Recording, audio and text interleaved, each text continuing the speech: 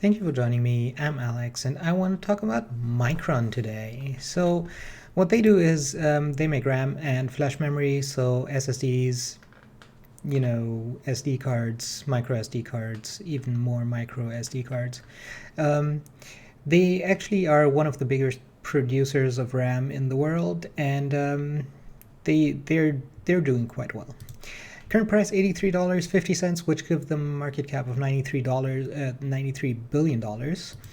Dividend is zero. I don't expect that to change, especially not anytime soon. We're currently in a kind of a global crisis, so obviously this isn't the time. If things continue to go way better, I would assume that they would favor stock buybacks over implementing a dividend, because the thing about dividends is that you cannot stop them. And tech companies, especially chip producers, are kind of the on and off thing, where most years they have profit and some years they just don't, and so having a dividend is kind of a hindrance in that way.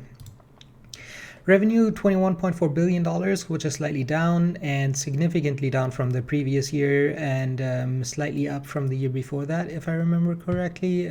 So they're doing better than they did 4 years ago, but they had 3 years of shrinking revenue.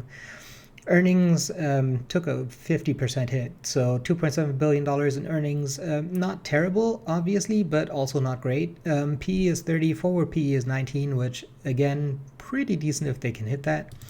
Total assets, $53 billion. Total liabilities, $14 billion, and that gives them a total stockholders' equity of $39 billion. And I mean, I shouldn't like this balance sheet as much as I do, because they kind of have too many assets for the amount of liabilities. So they could be investing their money better and generating far more growth. But again, for a chip maker, that's kind of hard to do, because setting up factories takes a long time and a lot of planning, and the timelines are just not really there. So all of the long-term planning gets in the way of a good balance sheet, I suppose.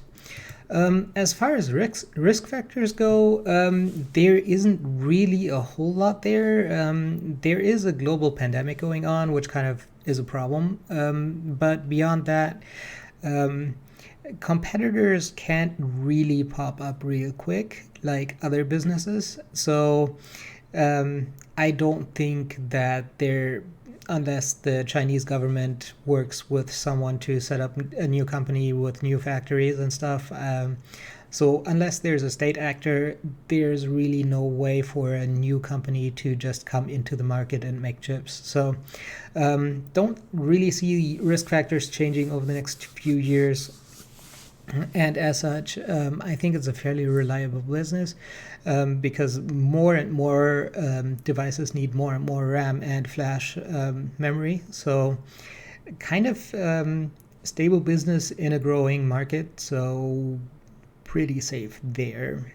Overall, unfortunately, this isn't the kind of growth that you need as a growth investor, because it's been shrinking for a while, and it's kind of off and on growth more than continuous growth. And especially there's not 50-ish% growth per year, and there's negative 10%. For a dividend investor, also nothing here, and nothing here in the future either. For a value investor, the current PE is quite high, but if they can hit the forward PE, that would be quite interesting. The balance sheet is really nice, and if they can get to a forward PE of 19, that would be amazing, I guess. So if you think that they will hit that, then I think this becomes a fairly interesting company for a growth investor. I don't think I'll be investing myself, because there's probably better companies like Cisco or General Mills, depending on which direction you want to go. As far as tech stocks go, Cisco is pretty good. HPQ is pretty good. There's many opportunities out there still. That's it for me for today. If you like this video, make sure to subscribe and come out with more videos every day before market open. I hope you have a successful day.